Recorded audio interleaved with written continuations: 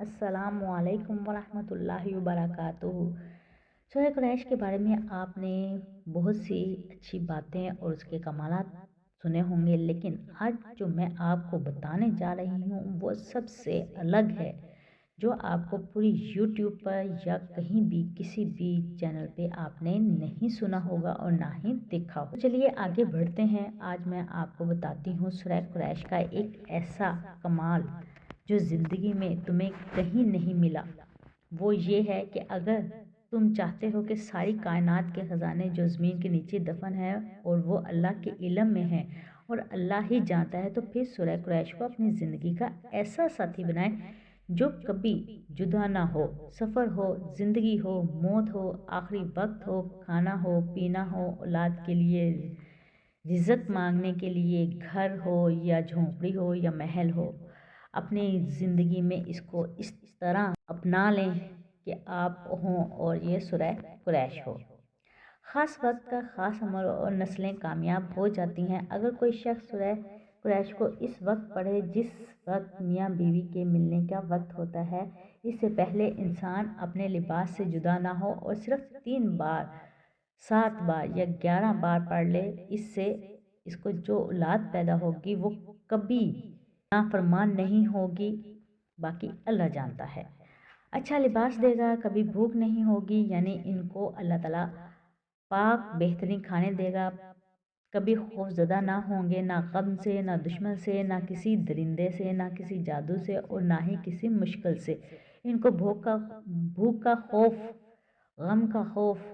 چھیننے کا خوف، لٹنے کا خوف، مشکلات کا خوف، پریشانیوں کا خوف اور مسائل کا خوف ان کو نہیں ہوگا، اور زندگی ان کی آسودہ گزرے گی، یعنی کہ اچھی گزرے گی۔ رزق میں برکت ہوگی اور تنگ دستی ختم ہو جائے گی۔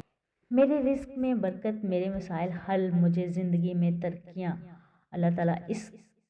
دعا کی برکت سے زندگی سنوارے اور تنگ دستی سے نکالے۔ خود اپنی آنکھوں سے دیکھیں اور اس عمل کو کریں۔ بہت کوشش کے باوجود اگر آپ لوگ نہیں پڑھ سکتے تو کھانا کھانے کے بعد 3 دفعہ سورہ قریش کو ضرور پڑھیں، جس سے آپ کے جسم کو طاقت اور توانا ملتا ہے اور آپ کے جسم کو جو آپ کے جسم کے اندر فضلات ہیں ان کو درست کرتا ہے اور آپ کے بیلی کو بڑھنے سے روکتا ہے۔ سورہ قریش پڑھنے سے تنگ دستی اور فقیری ختم ہوتی ہے اور آپ کے لیے آسانیاں پیدا کرتی ہے۔ سورہ قریش کو جب 14ویں رات کا چاند ہو اور موسم گرم ہو اور صحن میں سو رہے ہوں تو چاند کو دیکھتے ہوئے یہ سورہ پڑھتے رہیں اور اپنے 4 مرادوں کو دل میں لے کر پڑھتے رہیں۔ زیادہ تر تو مراد ہوتی ہے تنگ دستی اور غربت اور معاشی مسائل اور کاروباری مسائل کو ختم کرنے والی۔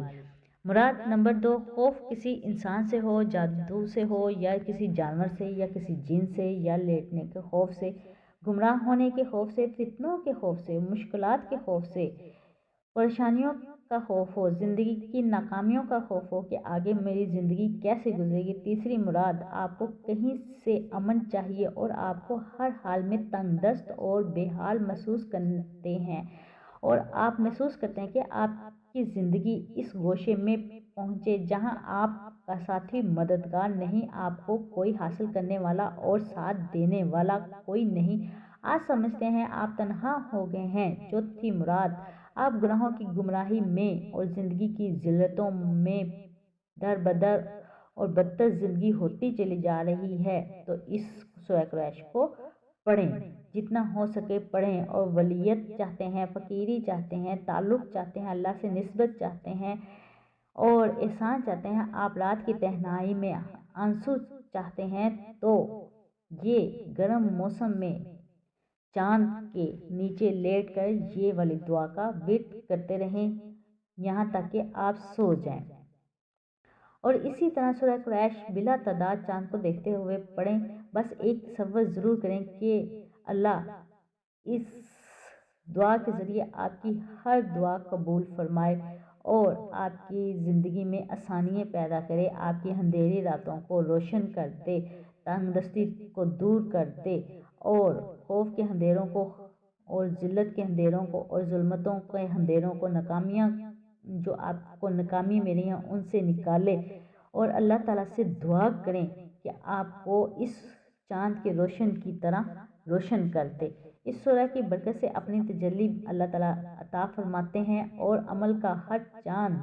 12، 13 یا 14 کو اگر یہ عمل کریں، 3 دن کریں، اور ہر چاند پر جب بھی روشن ہو 10 دن کریں، یا کم از کم 14ویں کی چاند کی رات کو کریں، اور یہ باتیں کرتے کرتے سو جائیں۔ اگر آپ چاند کو نہیں دیکھ پاتے، آپ کے پاس وہ ماحول نہیں ہے جس میں چھت یا ذہن یا میسر ہو، لیکن 14ویں کا چاند ہے اور تاریخ 14ویں ہے، تو پھر تصور میں یہ عمل کرتے کرتے لیٹ جائیں، چاہے چاند نظر آئے یا نہ آئے، لیکن یہی تصور ہو اور یہی عمل آپ کرتے چلے جائیں۔ اپنی نسلوں میں یہ عمل ضرور سکھانا، کیونکہ آپ تو اگر اپنی نسلیں سنوارنا چاہتے ہیں تو اپنی آخرت بھی سنواریں، اور آخر کتنا پائیں گے، نسلیں آپ کی شاد و آباد ہو جائیں گی، اور اس کو اگر زندگی بھر کا معمول بنائیں تو وہ ہر خیر و برکت کی راہ آپ کے لیے کھل جائے گی جس کا آپ تمنا کرتے ہیں۔ اللہ تعالیٰ آپ سب پر اپنی رحمت اور برکت کے راستے کھولے، آمین ثم آمین۔ جن کو یہ میری پوسٹ اچھی لگی ہو تو اچھا سا کمنٹ کر کے جائیے گا، اور دعاؤں میں یاد رکھیے گا، پڑھنے میں کوئی بھول چوک ہوگی تو درگزر کیجیے گا۔ اللہ حافظ۔